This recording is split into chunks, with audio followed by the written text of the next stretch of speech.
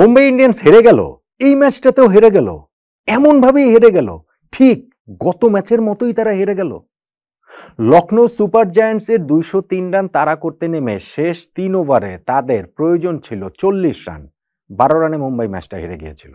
আর আজকে royal Challengers বেঙ্গালুরুর 221 run তাড়া করতে নেমে শেষ 3 ওভারে তাদের প্রয়োজন ছিল 41 রান, 12 রানে তারা ম্যাচটা হেরে গেল।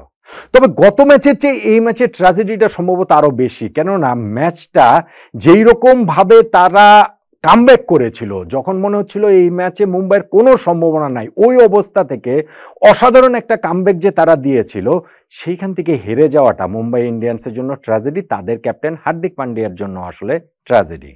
আইপিএল এর শুরুটা মুম্বাইয়ের মোটেও ভালো হলো না। এই 5 নাম্বার ম্যাচে এসে তারা 4 নাম্বার পরাজয়ের মুখোমুখি হয়ে গেল। আর রয়্যাল চ্যালেঞ্জার্স বেঙ্গালুরু আইপিএল এর কখনোই শিরোপা জিততে না পারা দলটি, বিরাট কোহলির দল, 4 নাম্বার ম্যাচে 3 নাম্বার জয় পেল এবং মুম্বাইয়ের মাঠ ওয়াংখেড়েতে 2015 সালের পরে প্রথমবারের মতো তারা জিতলো। এটাই কি তাহলে বেঙ্গালুরু সিজন হতে যাচ্ছে কিনা? আমরা প্রতিটা বেঙ্গালুরু জয়ের পরেও কিন্তু বিরাট কোহলির দলের জয়ের পরে ওই আলোচনাটাই আসলে করি। এই যে ম্যাচটা হলো, যেইখানটাতে মুম্বাই আরো একটা জেতা ম্যাচ শেষ দিকে এসে হেরে গেল, এবং আমি বলছিলাম যে তারা হারা ম্যাচ জেতার মতো একটা অবস্থায় চলে গিয়েছিল, সেইখানটাতে টার্নিং পয়েন্ট কোনটাকে বলবেন, ওইটাই তো আসলে আলোচনা। দেখুন, 221 রান তারা করতে যখন নেমেছে, টার্গেট 222 রান, সেইটা কখনোই ইজি না, স্পেশালি যখন সূর্যা কুমার যাদব দুইটা লাইফ পাওয়ার পরেও 23 রান এবং 27 রানে দুইটা ড্রপ, স্পেশালি 27 রানের সময় ওই ড্রপটা তো একেবারে মানে ওইটা ডাবল লাইফ আর কি বলতে পারেন, সেইটা পাওয়ার পরে যখন তিনি কাজে লাগাতে না পারে 28 রানের সময় আউট হয়ে গেলেন। 12 ওভার শেষে মুম্বাইয়ের স্কোর 4 উইকেটে 99। শেষ 8 ওভারে তাদের আরো 123 রান প্রয়োজন তখন। তো ম্যাচে তারা আর কোথায় আছে? হ্যাঁ, ম্যাচে তাদের একটা ভালো স্টার্ট প্রয়োজন ছিল, রোহিত শর্মা সেই স্টার্টটা দিয়েও কন্টিনিউ করতে পারেনি। 17 রানে ইয়াশ দলের একটা ভালো বলে বোল্ড হয়ে গিয়েছেন, রায়ান রিকেলটেলকে আম্পায়ার আউট দেননি, রিভিউ নিয়ে তাকে আউট করা হয়েছে, পরে উইল জ্যাকস আউট হয়েছেন। এবং যখন এই যে সূর্যের আউটের কথা বললাম, 12 ওভার শেষে মনে হচ্ছিল যে আরসিবি ম্যাচটা তাদের পকেটে পুরে ফেলেছে। ওই অবস্থাতেই রয়্যাল চ্যালেঞ্জার্স বেঙ্গালুরুকে ব্যাপক চ্যালেঞ্জ জানিয়েছেন এই জায়গাটাতে হচ্ছে গিয়ে তিলক ভার্মা এবং স্পেশালি হার্দিক পান্ডিয়া।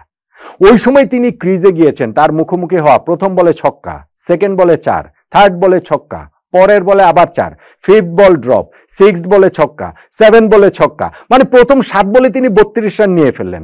8 ওভারে 123 রান প্রয়োজন, এমন একটা সময়ে থেকে পরপর 3 ওভারটাতে, ওই সময় 13, 14, 15 নাম্বার ওভারটাতে মুম্বাই ইন্ডিয়ান্স রান তুলে ফেললো 58, অর্থাৎ 3 ওভারে 58 রান তুলে শেষ 5 ওভারে আর 65 রান তাদের তখন প্রয়োজন।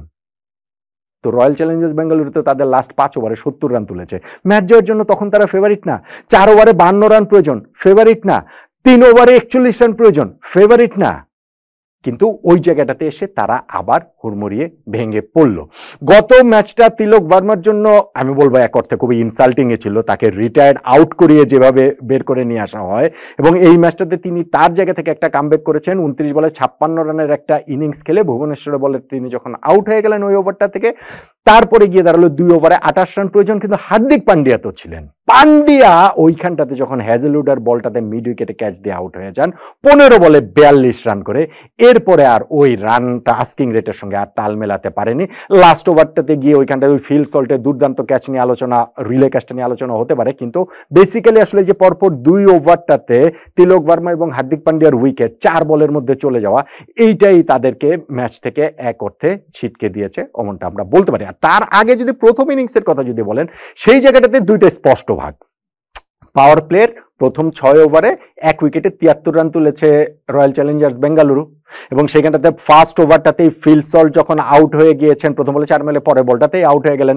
জাসপ্রীত বুমরা আবার এই ম্যাচে মুম্বাইয়ের হয়ে ফিরেছেন, বিরাট কোহলি মুখোমুখি প্রথম বলে তাকে ছক্কা মেরেছিলেন, কিন্তু তারপরেও বুমরা খুব ভালো বোলিং করেছেন।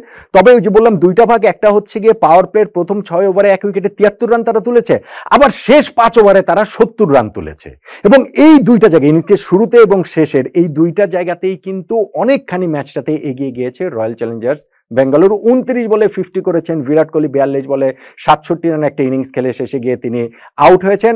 আর ইনিংসের ওই যে শেষ দিকে গিয়ে রজত পাটিদার 32 বলে 64, জিতেশ শর্মা 19 বলে 40 রানের দুইটা ইনিংস, এইটাই তাদেরকে শেষটা খুব ভালো করে দেয়, 221 রানে তাদেরকে নিয়ে যায় জয়ের জন্য, যেটা যথেষ্ট বলে মনে হচ্ছিল। সূর্যার আউটের সময় তা আরো বেশি করে মনে হচ্ছিল, কিন্তু ওইখান থেকে কাউন্টার অ্যাটাক যে হার্দিক পান্ডিয়া করেছিলেন, তিলক ভার্মা যে গত ম্যাচে সম্মান পুনরুদ্ধার যদি ওইভাবে বলেন ওইরকম একটা ইনিংস তিনি খেলছিলেন, তখন আবার অল অফ এ সাডেন গিয়ে মনে হচ্ছিল যে ম্যাচটা জয়ের জন্য মুম্বাই ইন্ডিয়ান্সই ফেভারিট।